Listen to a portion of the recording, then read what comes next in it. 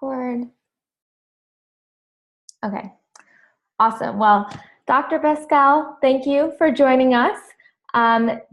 Pascal is the Managing Director for Digital Marketing at fischerAppelt, and we are very lucky to have him here with us today because he is one of the most data-driven marketers that we've ever met here at Improvado.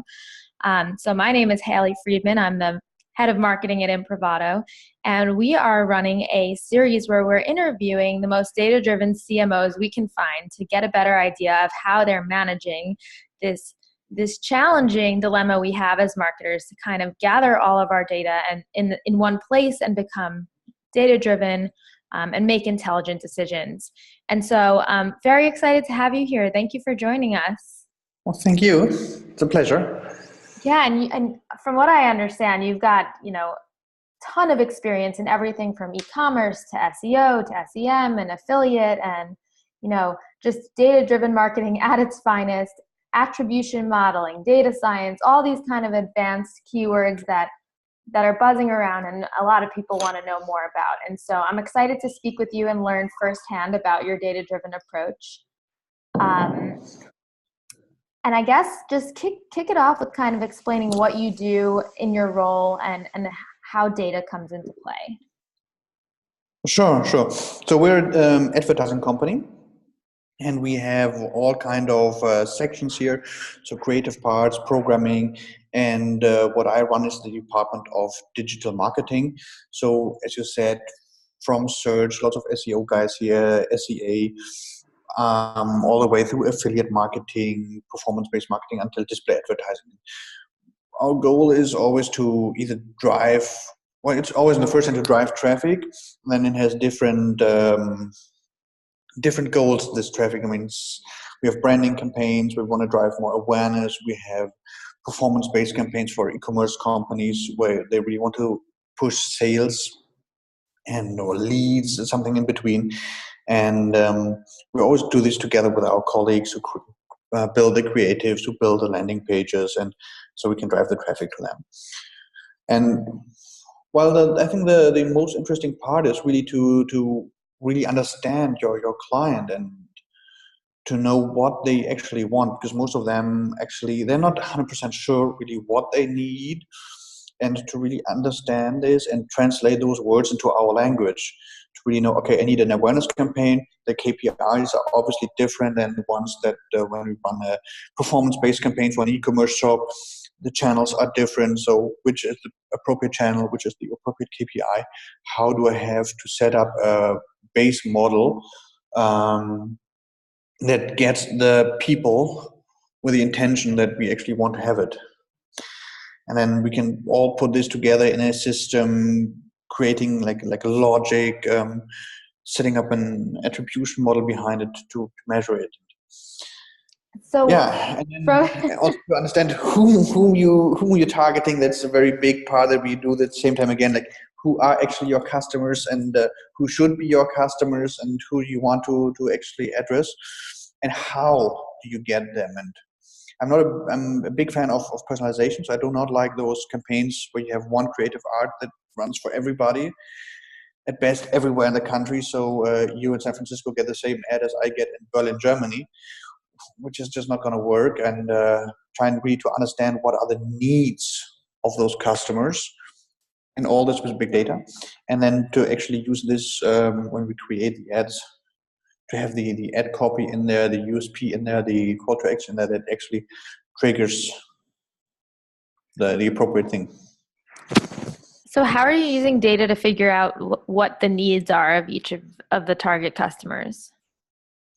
Well, we look at their behavior. I mean, we measure everything they do. We measure everything they look at, how much time they spend on what kind of creative. I mean, we build, for example, landing pages, and we put in different contents in there, and we give them a choice. We say, okay, do you rather want to read this, or do you want to read that? Do you want to watch a video about topic A or topic B? And then we look at what do they look at, what do they click on, where do they stay on, and based on that, we can create personas, but based on their behavior. I mean, we're not the many people creating personas based on intelligence. I mean, intellectual ones, I call them. They think about what I believe is most important for them. We sometimes use them as a starting point, but the best thing is always to actually monitor what are they doing, if possible, by third-party data as well, if they are of good quality. And then, put all this in a model to understand what is important for this persona, for this group of people. So, and then we test it. I mean, it's all about testing. If you know what they're reading, you get a fair idea of what's interesting them, and then you can put different ads, and you can see what works best. And so you evolve over time. Yeah, so that's really interesting. I like the idea of giving people like an option of different types of content that they're interested in, and building out a persona based on almost a decision tree that they're falling down, and then serving them up different content. How do you map together all this information, right? So you have content on your landing page or on your website or your blog, and you notice that people are taking action or clicking on a certain type of content. And at what point do you bucket them into a certain segment? And how are you linking this data to then your advertising platforms to make sure that they're seeing the right type of messaging? Well, we do this all the time. So there's not the point where you start doing it. I mean, you should start doing it in the moment where you start doing your campaign. So we have the database, a DMP running in the background, where we monitor everything, where we can just simply write down all the actions they're having. Ideally, but this is, at least in Germany, still very low figure cross-device techniques. I don't know if they're so much better in the US, but here we still need to work on them. Writing down everything in there so that we have one place where we store all the data. This is the important part.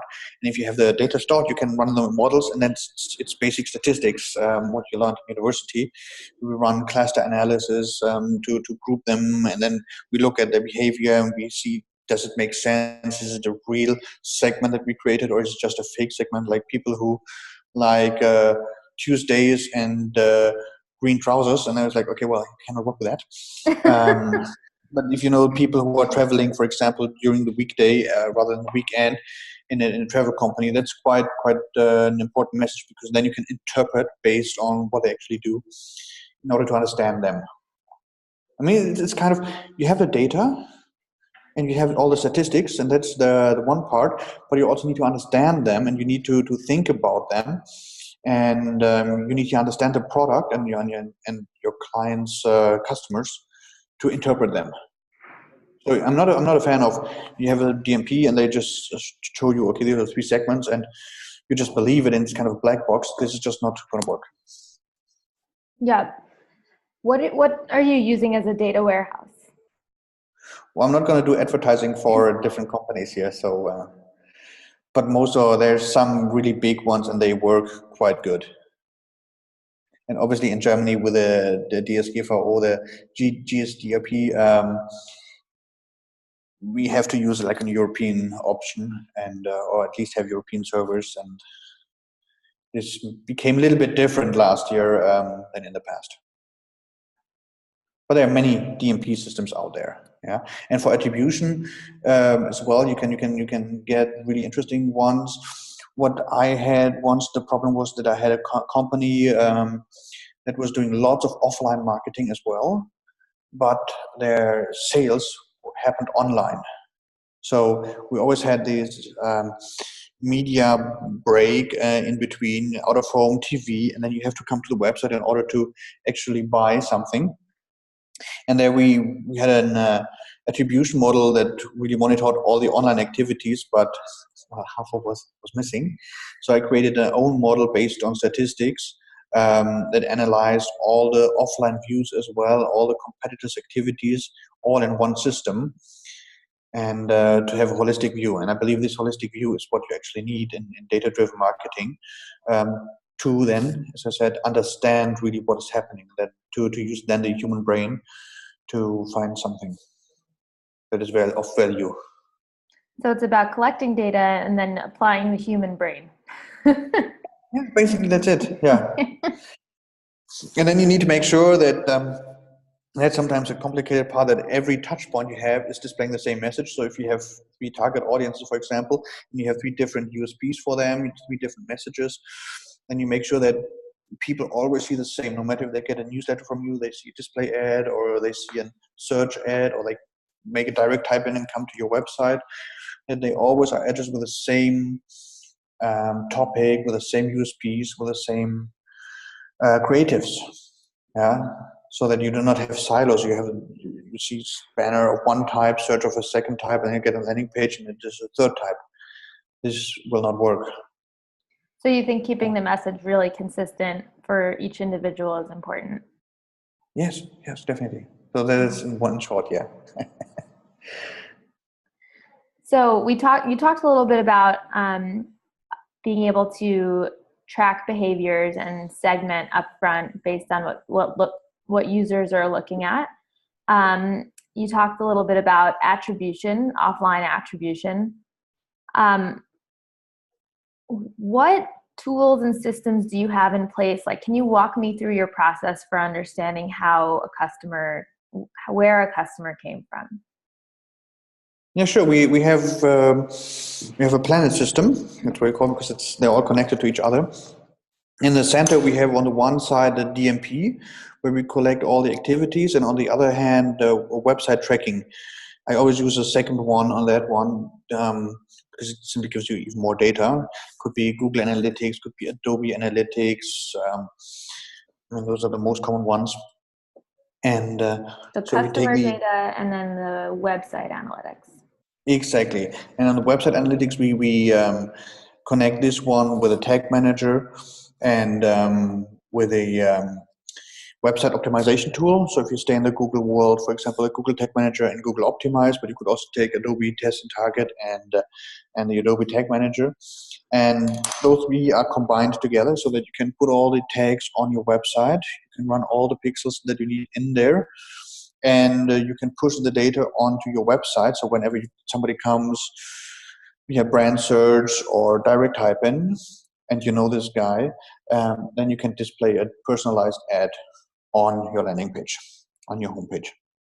And the system is connected to your DMP so that we have this constant exchange of information. And in this DMP, we can obviously add third-party data if needed, always depending on how much data your customer has. And this is connected to all the activities that we're doing outside. Let's put social ads, search ads, email marketing. And so we can collect all the information that's happening off the portal, and combine this with the information that's happening on the website, on the portal. And in here we can do the math part and create our segments by using cluster analysis, proximity measures to find different target audiences, to understand them.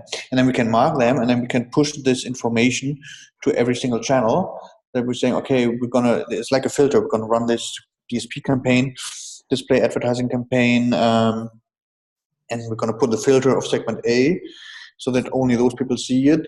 And then I give the same information to my creative guys, and they're going to build a set of banners that are working for them, usually 2 or 3 different ones, so that we can do an A/B test as well. On the one hand, test if our analytics really did a good job, but then also to test the creatives, obviously. And then we push this information to every single channel, so that when you get a newsletter, you get this personalized newsletter. If you get a display ad, you get the same message in there. If we have you in a RLSR list for search, we can give you this personalized ad on search as well. And so no matter what your touch point is on your customer journey, you always see a consistent message. Up all the way until you get to the website, and even in the booking engine, we can play around. What features should we show even in the booking stream in order to keep you in there? So this individual is tagged as being part of like segment A, and then no matter what they touch, they're getting served the same messaging. Yes. Yeah, and it's people based. Exactly. It is you tag the person, and no matter where he is, he gets the same message. Very cool. And you can play. I mean, if you say, okay, he has seen this message 10 times, and then you change the message for getting, okay, now he has probably understood it, or he didn't like it, that's why he didn't click, whatever is the reason. Then you show him part 2 of the message, you show it to him 10, 20 times, and you put part 3 of the message, so you can do some storytelling actually. And you can do this, you can jump on the different channels while doing this because they're connected to each other.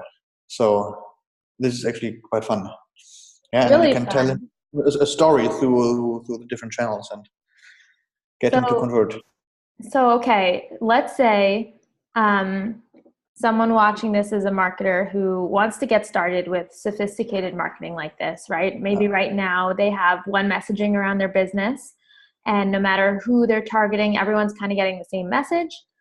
And they're not quite as sophisticated as you are, and they don't have the skills and knowledge about what kinds of tools make this possible.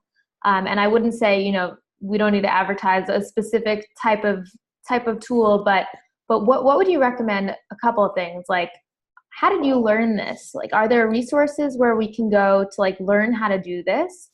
And two, like, what tools do we need to get started with something like that?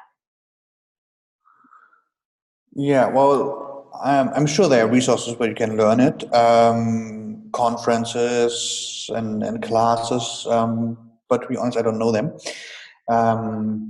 I simply decided one day to try if it works. It worked, and then I grew it more and more and more, and had a system that is actually really fun and super effective. The KPIs are much better than in the old version. How I started was with email marketing. Email So marketing. yeah, we had a big, huge database with many millions of customers in there, and you're anyway addressing them on a one-by-one basis. And everybody knows the standards like um, "Hello Haley," and you put in the actual name and stuff like this. So I said, okay, let's go 2, 3 steps forwards. Let's try to understand what this person is interested. And we looked at all the clicking behavior within this email newsletter. So we put different content boxes in there which trigger, for example, more price sensitive people, more quality focused people, more business oriented, B2B oriented people, more B2C oriented people to understand actually what this person is doing. And we measured those clicks and we look at what happens on the website afterwards. Yeah. And we put all this together in a database to create those profiles in there. And so the same method, cluster analysis, the profiles, the understanding, does it actually make sense? Is it real profiles, real humans, or is it just a statistical significant something? And in that case, you have to rerun it in order to get it. And then and really to apply it and say, okay, we're going to now do a test. We're going to take everybody from segment A. 50% of them are going to get the standard newsletter, and 50% are going to get a personalized one. And you see right away the click rates are much higher, the future open rates are much higher, the conversion rates are much higher. So by doing this, you see this actually works. And then we always have a big group of people that you don't know, so they get a special content in there as well, like different questions: what kind of customers are you, is this important, is that important for you? So that we always, by their clicking behavior, learn them. And if you make it fun to click because it's funny little pictures and like little quiz and it's interesting, people actually click on it because it doesn't cost anything, but they like it, it's fun. And what do Yeah. they give you? The information on how to better address them, to better convert afterwards in sales. And that's actually quite cool. So we built up this world completely in email marketing, but it was only email marketing. So still in display ads and in performance ads, and so it was getting the same one message for all. So once we had this system, and obviously one moment you start to optimize it, you automate it. And are you You using look. surveys? Are you sending surveys via email? Yeah. Well, very short ones. I mean, you ask one question. And Yeah, then they for click example, on something within the email, and that kind of serves as exactly. a survey. Okay, Yeah. what is important when you buy our product? Is it the color or the material? Yeah, Mm-hmm. and then they will tell you, okay, if I buy a jacket, rather look at the color, and the other guy says rather the material. So, and then okay, the next time I'm going to address them with, hey, you're going to get this sweatshirt in 5 colors.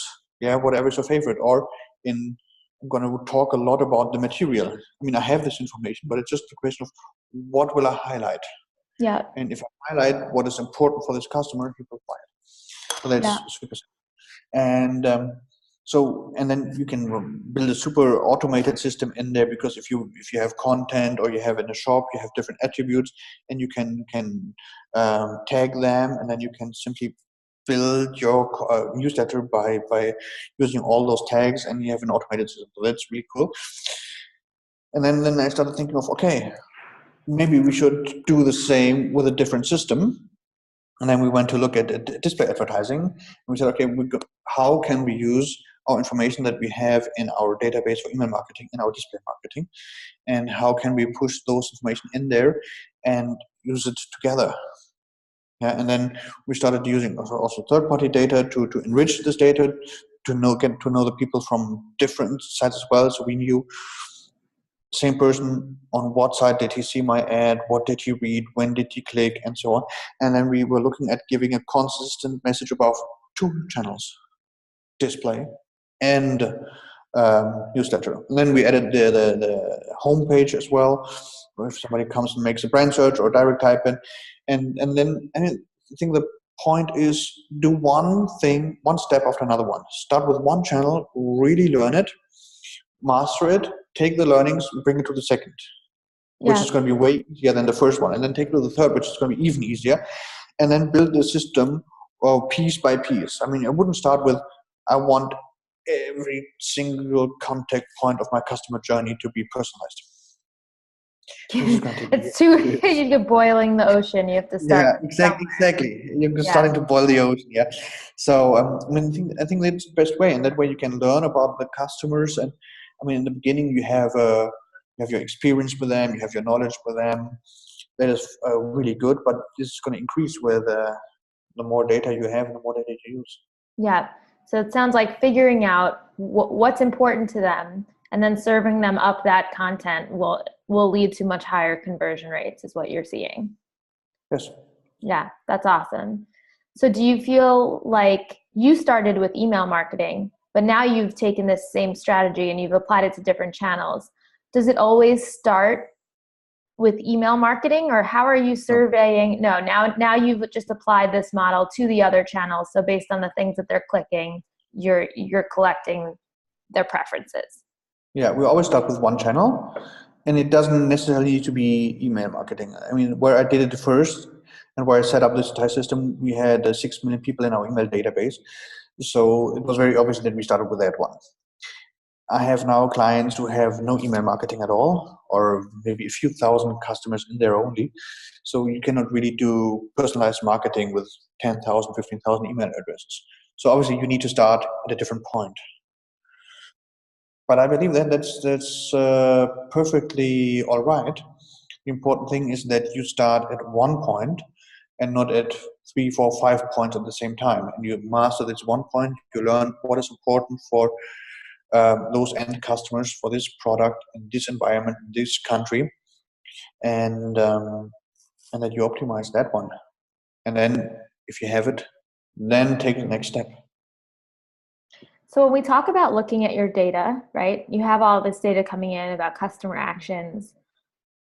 When you are looking at this data with your eyeballs and analyzing it and trying to pull insights, what are you looking at? Like, are you looking at spreadsheets? Are you looking at visualizations that you've created? Like, how are you interpreting all this data?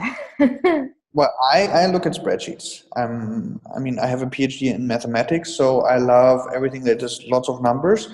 But this kind of depends on the person. I mean, I have people in my team, they put everything in visualization, and then they start thinking and working with it, because they're more people that work with visuals.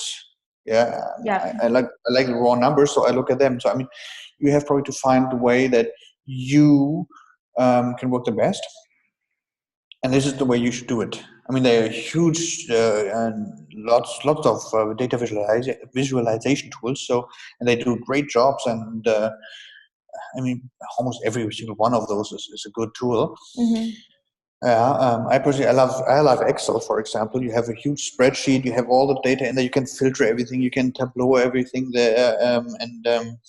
Yeah. So how much of your time would you say is spent kind of like pulling data together, analyzing data versus making strategic decisions for your marketing campaigns?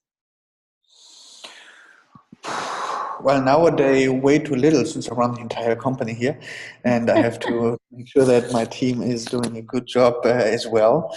Um, but for me, it goes hand in hand. I mean, if I do strategy, I pull the data, I look at the data, I understand what's happening, and while doing so, the strategy creates in my mind. So there's not the phase of I do data and then I do the strategy for the client. It goes really hand in hand. For sure. Yeah. And by looking at the data, you start to understand the customers, and then you start thinking of what can I do, and then you look at the data, do I see hints, does this really work or not? And Yeah. So can you tell me a story about something that you're most proud of that you've achieved from a data perspective? well, I have a story that I'm very proud of, and there's little data in there, but um,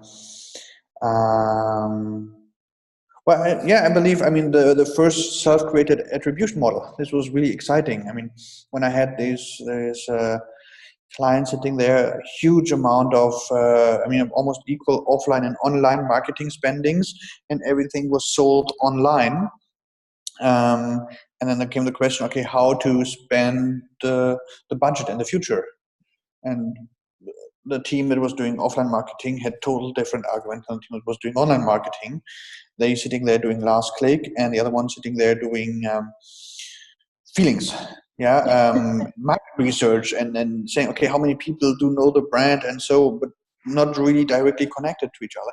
And then I had to think of a way of how can I integrate offline and online data into one single model in order to say who contributed to what degree to the sales at the end of the day, because it was a very sales driven company. It was all about sales. In order to, in the next period when we spend the money, to allocate it the best. Yeah. And then when we found a model, we based it on regression analysis, collected the data, and then really to understand on what basis can I best combine data offline with online together. And then we added external data like weather data and day of week and models like this, so that we understood where is shopping behavior different on a Sunday than on a Tuesday, when there's good weather, when there's bad weather, when we do lots of out of home, no out of home, and how to react onto those different things. So when is the best time to do out of home? When's the best time to do TV? When is the best time to do display or search? What works best together? How can we contribute them?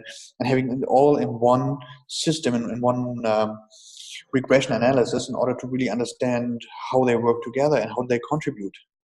And this actually helped to increase sales without increasing the budget of marketing significantly. And this was amazing. Wow, that's super impressive. It was a great project. It took a while, but we had lots of fun. Wow, that's incredible. So it sounds like you have your hands on these pretty advanced statistical models that you're running all the time. Are there any patterns, just out of curiosity, that you're seeing from across company to company, like certain times a day or week, that, or is it really different depending on like the specific customer? It is very, very different. I mean, you see some standards. Obviously, B2C works best on weekends. B2B clients, they have all that traffic during the week, and if you say Friday afternoon, the traffic drops. And if you do place ads, nobody's going to click on them, and this is just nothing's going to happen. Right. Um, and yeah, you see stuff like this, but honestly, every customer or every branch is different and works different, and this is the interesting thing, because you do not have this one system that you can put above everything, and this is just simply going to work. This does not exist. Yeah, and that's why I always think of you need to do the math, but you need to do it with human intelligence. I mean, having just simply a marketing automation tool with included attribution model, and you put in the pixel and you run everything, and at the end it tells you do 3% more of search and 5% less of display. This is not going to work, because this is just some standard model that somehow works, but it does not understand your client, and it does not understand your surroundings and where you're in, and it will lead to better results. but it will not bring you the really, really strong results which you need in order to survive against your competitors. And if you look at what's happening right now with data, we look a lot at the US here in Europe, what's happening there. And you guys are looking to China and to Japan, what's happening there. And in this globalized world, we all play together in the same battlefield for the same single customer. And we have to do it. If you go a little bit better with a standard model, then we'll not survive. And you can watch all those companies dying right now because they don't do it. And this is why you really have to go in there and you need to understand it. You need to deep dive into the data and to analyze it, not just leave the machines do it, like statistical model. And sometimes I have the impression that the holy grail artificial intelligence, you have a tool that works on that, you press on a button and then you go home. Yes, it works better than doing nothing at all, obviously, but you get much better results if you really deep dive into it. You understand it, and you understand your customers. You talk to your customers, and then you can set it up to a level that really boosts sales. Wow. Those are some inspiring words and also some terrifying words, because you're absolutely right. Like it's the more data-driven our world is becoming, it just means the more tools that all of our competitors have, and the more on top of it we need to be if we want to survive. And it means, Indeed, picking up these really sophisticated approaches and implementing them if we're gonna have a really strong impact. Yeah, and you just need to start doing it. So what are some initiatives in this upcoming year in 2019, now that you've really wrapped your head around this in a way that most marketers have not? Even some of the most data-driven ones that we've spoken to, may not be at this level that you're at. So given this, advantage you have of being kind of ahead of the curve with your data-driven approach, what kind of things are you thinking about next in 2019 and beyond in order to kind of stay ahead of the curve? Well, I'm going to personally look a lot at Asia. So my personal project for this year is to understand China. I've done a few campaigns over there, and I realized it is very different. So I traveled over there, realized it's really very different. And so one of the projects was really to deep dive, to understand their market, their tactics, their techniques, and everything that is happening there will be in the Western world in 3 to 5 years. And if we know this now, then when it comes to here, we have done it already a few times, and we'll do it better. So that's for me personally. I'm looking right now to try to understand what's happening over there. The second thing I believe is super important now is a voice. I mean, it's getting in Europe now very, very popular to talk to your devices. And this is very, very different. I mean, in SEO, for example, we always thought of, okay, you have to be on page 1 in order to be found. Then it went up to maybe place 1 to 3, maybe even 4 and 5. But in voice, there's one single place in there. Yeah, and even either it displays you or it does not display you. And then if you talk display, but I mean, it is voice. I mean, you cannot show anything. I mean, you have to explain the thing in a way that you do not even know if your customer understands it. And it is really funny if you talk to an Alexa system or so. It is really weird as compared to a Google search, for example, because you have all the visualization and it makes you much easier. And I believe there we have a huge homework to do and opportunities that are running in front of us, because it is going to go way more towards voice. And if we master this, and if we understand how people talk to these devices, we understand even better how we can best serve them, what is best for giving them relevancy in our ads. And this is translating voice into data is not easy. So this is something that's going to happen. So this is on the one hand Asia with China as a core, and on the other hand the voice topic are the two topics that I'm looking at right now for this year. Super interesting. Yeah.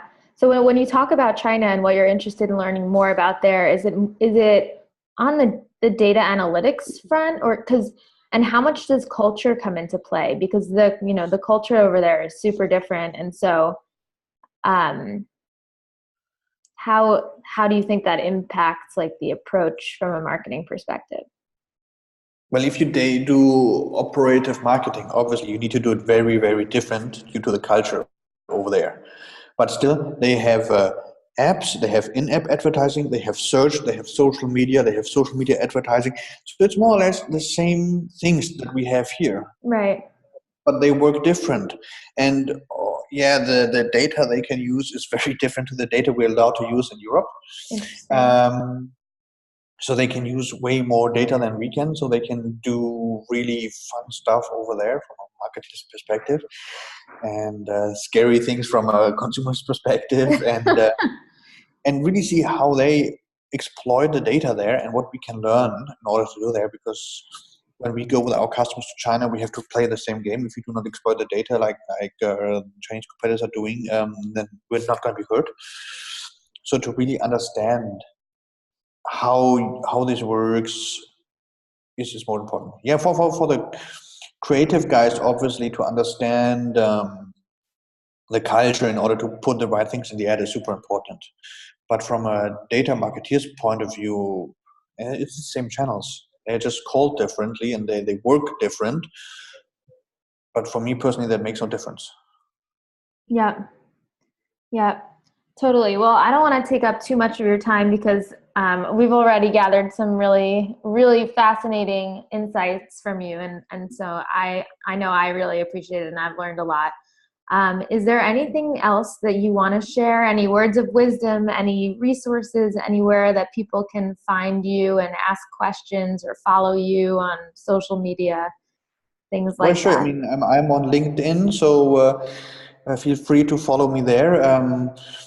I can always share some interesting insights that I have in there. And I think the most important thing is really to everybody, please start with personalization and stop doing this one ad for all solution, because it's much more relevant for the customers and it makes the web more interesting, and for the marketeers makes more fun simply.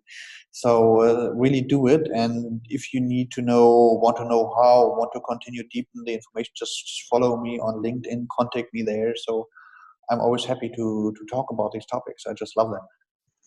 Awesome. Well, thank you so much. This was really fun and I really appreciate your time and insights. Thank you.